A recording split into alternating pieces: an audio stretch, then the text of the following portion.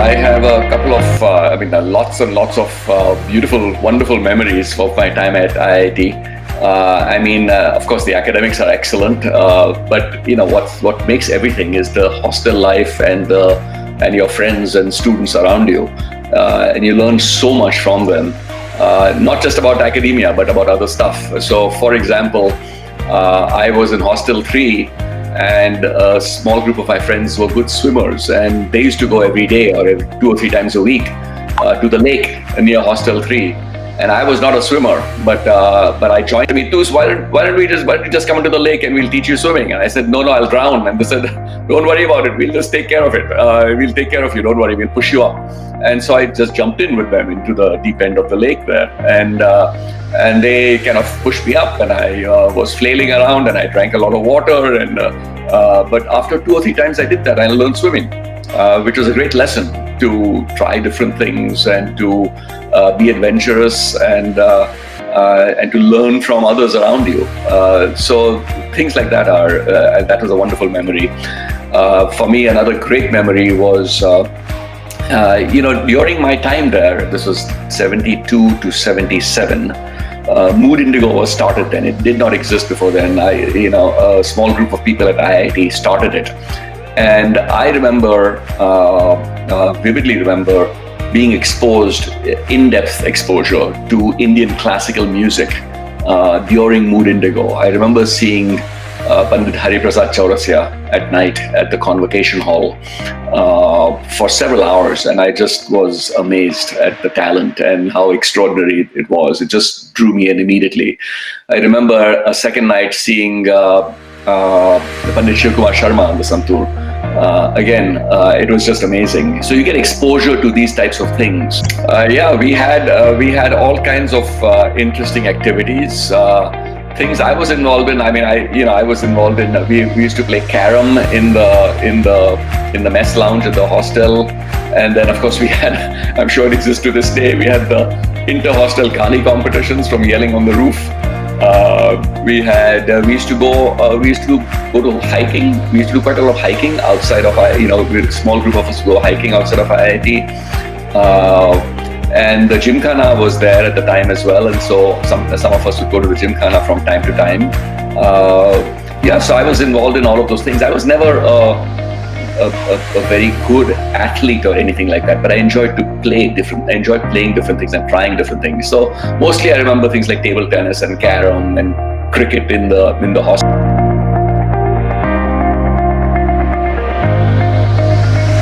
Right. So the engineering degree was very, very helpful, and I think as I said earlier, is a great discipline to teach you to work hard, to focus, to be rigorous in your thinking and problem solving and approach to anything, to view things from first principles. This idea of deep problem solving and problem structuring and addressing anything with an open eye and questioning your beliefs and assumptions. That is stuff that I learned through my study of engineering. However, what I discovered as I was, my course was a 5-year course at the time. What I discovered towards my 4th year is that I was less interested in engineering per se. I actually liked maths and physics very much. And so at one point I was contemplating coming, and sort of doing an advanced degree in maths or physics, doing a master's and a PhD in mathematics or in physics. And I thought about that quite hard. And then I remember one day I was looking at the Times of India, and I remember noticing that, the politics, the business stuff, the economics, the social issues, these are things that I just didn't comprehend. I did not have a way to understand them and to engage in them and to really appreciate them. And I said to myself more and more, do I want to go ahead and do an advanced degree in something that is very specific and very narrow and very focusing, like maths or physics, and do a master's or PhD there? Or do I want to do a degree that is much more broadening, that gives you a much broader view of how the world works, and do an MBA? The nice thing about doing an MBA is it gives you a very, very broad world view and allows you to decide later on in life what you want to focus on. You don't need to decide right away what you want to focus on. And so, that's what got me interested in the idea of pursuing an MBA.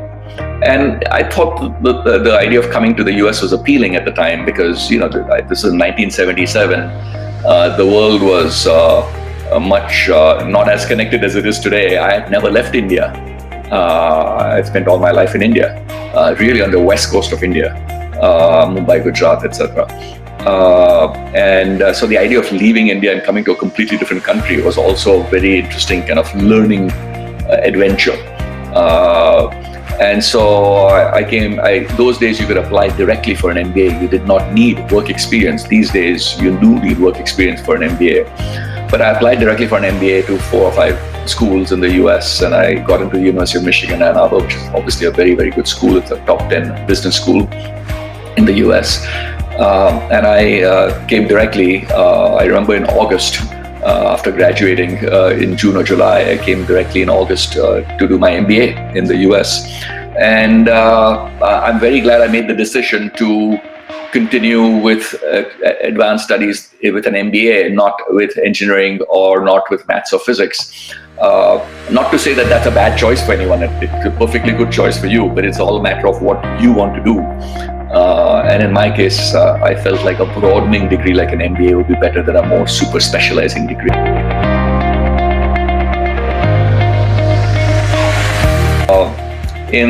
Right after the global financial crisis around 2009 or 10, we at McKinsey, I was leading our financial services practice at the time. We at McKinsey were retained to help the finance ministers of the G20 nations develop a position paper on actions to be taken by governments and by the financial system to avoid another global financial crisis. And me and a number of my colleagues from McKinsey, it was a global team actually, with the McKinsey Global Institute and others, worked on this project. A very, very interesting project.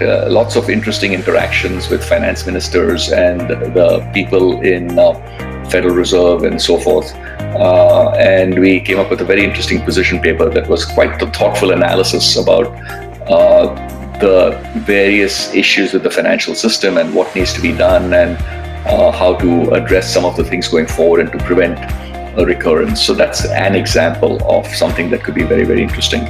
Another example, we worked for a large telecom player in the US, and that telecom player, this was at the time of deregulation in the 1990s. That telecom player was actually thinking hard about could they expand into adjacent spaces beyond telecom? Could they use their brand and their network and their technical capabilities to expand into adjacent spaces and create new businesses? And I think that was a very, very interesting engagement as well. So, the nice thing about a place like McKinsey is you get to work on a very, very broad array of very interesting problems. And so I really enjoyed, those are a couple of examples of projects that I really enjoyed.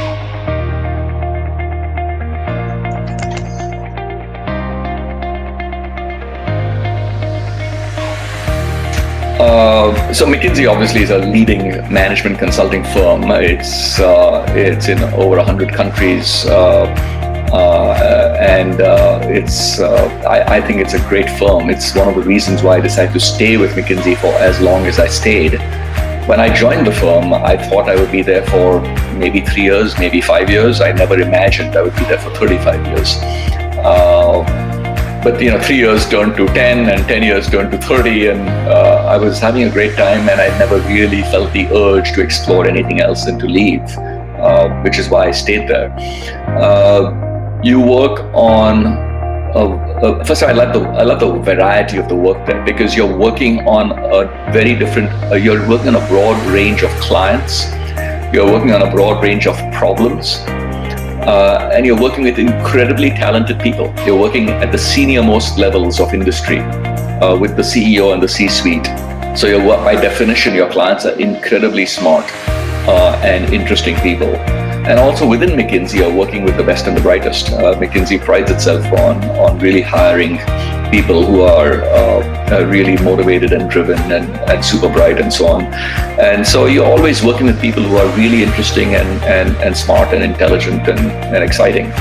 and fun to be around. So the combination of the variety, the different problems and issues that you work on, and the quality of the people you're working with is ultimately what kept me at the firm. And the firm does a very nice job of building a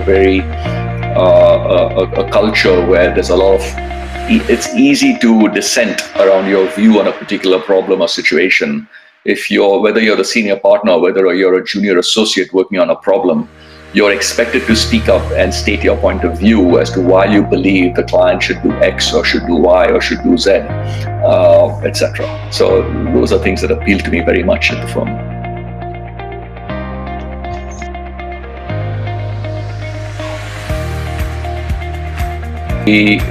Consulting is a demanding career, so you do work hard, and some people have trouble managing their lifestyle because you're working quite hard, and so you have to be quite disciplined about how much you want to put into consulting and where you want to draw the line and the boundary between how hard you will work and then your personal life. And some people struggle with that. So if you're the kind of person that you will continue to work 17 or 18-hour days, eventually you will burn out and you will realize that you have no life outside your work. And so you have to draw a firm line and say, okay, I'm going to work this much and no more. And if I make it, great. If I don't make it, that's okay. I'll go do something else. Which was the attitude that I had, and I think that's a healthy attitude to have. So be aware of the fact that while consulting gives you a lot of benefits of, as I said, variety, interesting problems, interesting people, the work is very, very hard and rigorous and demanding. So that's one thought for you. The second thought is it's not for everyone. In consulting, you are never the person that is deep on a particular issue and seeing something through all the way into detailed implementation. By definition, you come in there, you provide a point of view, you provide a roadmap, you explain the key initiatives and the key drivers. You may even help with the first several stages of implementation, but you're not going to necessarily sit there and see the project all the way through to final impact. And if you're the kind of person that wants that detailed hands-on impact and the visibility of that impact, then I think consulting may not be for you. You may be better off going into a company and working in that company. The other thing is, if you have a desire to go out and run something, to build something, to be the division head somewhere, to be the CEO somewhere, again, consulting is not that. Consulting, by definition, you're an advisor. So you have to be comfortable and to like the idea of being an advisor, which is different from being a doer. And you will never get the fame and the glory that the CEO of a big top 10 company in India or the US will get, and that may be okay. Or you may say, what, I want that. I like that. I want to be able to be the CEO of a major company somewhere, etc. And so I don't want consulting. I want to go and do that. Or you may do consulting for a few years and then move over to go off and run a company or run a division somewhere else. But so those are some of the ways that you can think about it.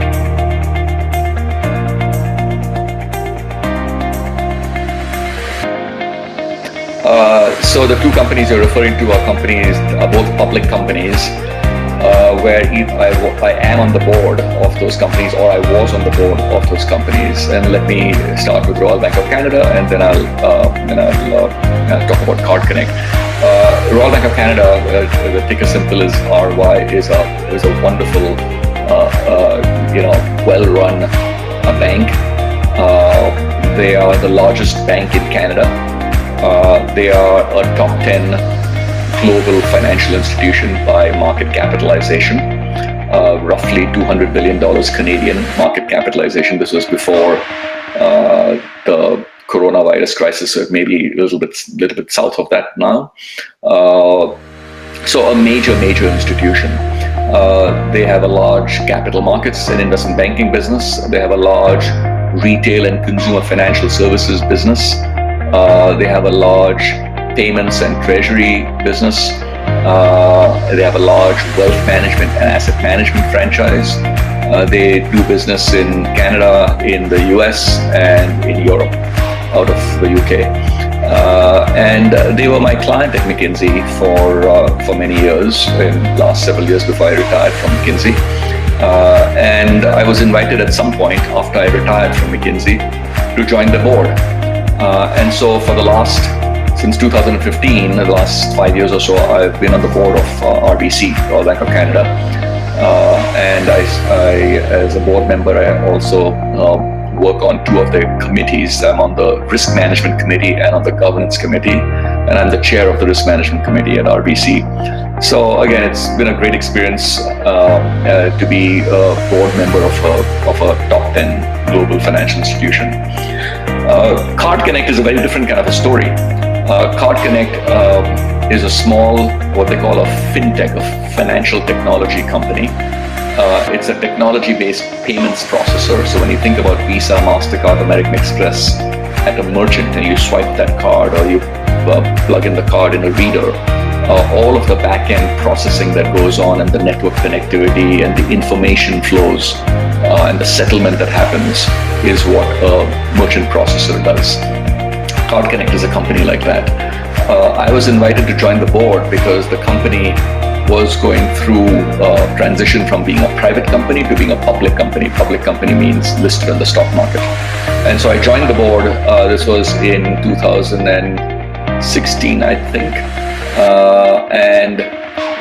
So I joined the board when it was a private company. We went through the transition to a public company. We spent, I think, a year and a half as a public company. And then another much larger corporation called First Data Corporation, which is a huge payments processor, came in with an offer to buy out Card Connect. And the offer was, for Card Connect shareholders, was a very attractive offer.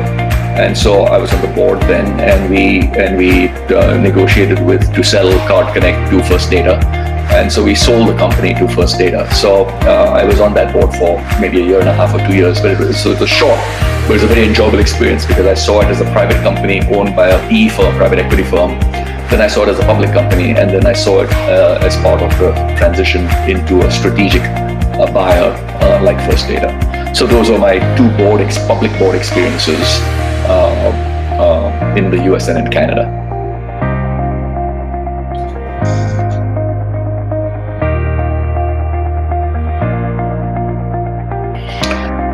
Look, I think if you think about COVID-19, clearly it's a short and medium-term significant hit to many, many industries. Not the tech industry. The tech industry is obviously booming as a result of COVID-19 in some ways. Look at us on, the equivalent of AirMeet and Zoom. But many industries, including consulting, have had to retrench a little bit. I think most consulting firms are doing fine. They've had some slowdown in activity, but I would think that's going to be quite a temporary and a short-term thing. The thing that typically happens in consulting firms is that the nature of the work and the nature of what clients need and want changes depending on where you are in the economic cycle. So in this environment, clients will need help with maybe cutting costs or thinking about the reopening strategy, or thinking about the supply chains, etc. Whereas in a pre-COVID environment, they may be thinking about many different kinds of issues, like perhaps growth and expansion. So I think consulting will be impacted a little bit in the short to medium term, but not a huge amount, I don't think. In the long term, and beyond the next year or so, I think consulting will remain a very vibrant industry. And the reason is very simple. The reason is because the world is getting more and more and more complicated, and the pace of change and just the issues that companies have to deal with today. Whether you think about geopolitics, or whether you think about the pace of technology, or whether you think about the shifts in consumer behavior, there are massive changes that will continue to occur for decades. And anytime you have big, complex changes, in the environment that businesses operate in, it makes it hard for businesses to continue on their current course and path. They need to think about other possibilities and other scenarios and contingency plans and so on. And that's where the role of consultants comes in very helpful, because consultants have a broader perspective. They serve multiple companies across multiple industries. It's easier for them to connect the dots. And importantly, they have more time and focus on these kinds of forward-looking issues than if you're a senior manager in a company. Obviously, you have a real job to deliver earnings and to meet customer demand and so forth. And so you just have less time to think about the future. And so for all those reasons, I think consulting will remain actually a very viable and vibrant field going well into the future. Just talk more broadly about, I think, what is required over time to be successful. And you could say it's to be successful in the business world. I'll make these points about consulting, but I think it's generally true in the business world as well, or in general.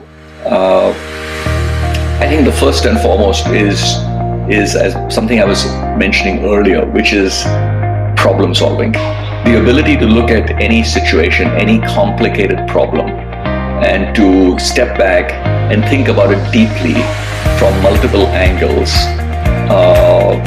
and to question assumptions, and to come up with a point of view. I think that's a powerful thing, and it's a very, very important skill that one needs to learn over time. Most of you are incredibly intelligent people, having come out of IIT, otherwise you would not have gotten there in the first place.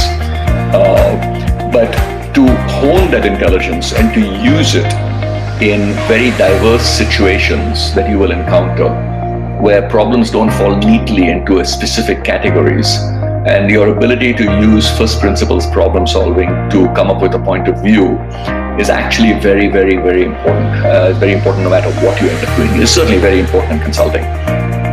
So that would be the first thing I would say. Develop that skill.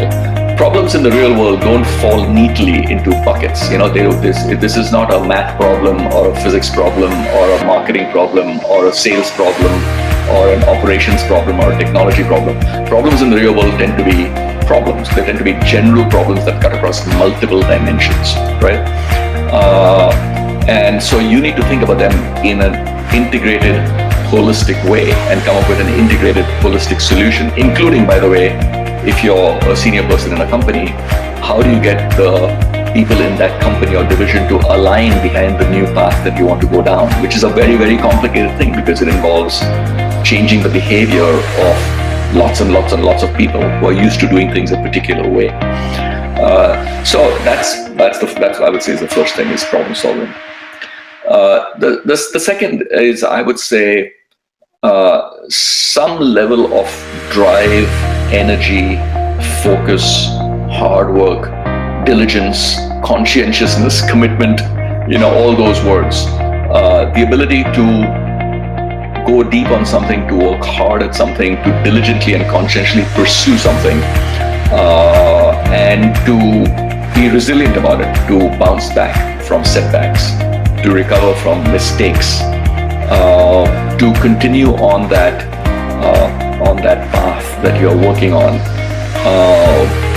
So this idea of hard work, passion, drive, energy is very, very important. And that's something that you need in consulting. Again, it's something I think you need anywhere to be successful. And then the third is, I would say, some kind of the ability to work with others, right? In some way, shape or form. The ability to deal effectively with a very, very diverse range of people with diverse backgrounds, diverse skill sets, and to harness them and to help them be the best that they can be, right? Because ultimately, as you get more senior, you need to have people work effectively with you, and you need to have people try to follow you, and sometimes you need to try to follow them. But I think this idea of teaming effectively with a diverse array of people towards a common goal is a very, very important thing. And I wouldn't take it for granted. Many people cannot do that. Many people struggle to do that and to work with a very broad, diverse range of people with diverse backgrounds and diverse capabilities and diverse skill sets. So those would be the three things I would call out as being things that are that I have found useful for myself personally, and I think would be useful for you as you think about the future. In consulting in particular, there is a fourth thing, which is less relevant if you're not in consulting, but that is the ability to work with very senior executives in major corporations and to build trust-based relationships with them. Because ultimately, as a senior consultant, what you're doing is you're trying to engage with senior executives on their biggest problems, and that only happens if they trust you to discuss those problems with them, to invite you into their thought process, to engage you not just on their issues, but perhaps even around the politics of what they're facing internally within their company, with their board, with their management team, etc., etc. Those things don't happen naturally without a lot of investment in building trust-based relationships. That's another thing that is a particular thing that it's important for consultants.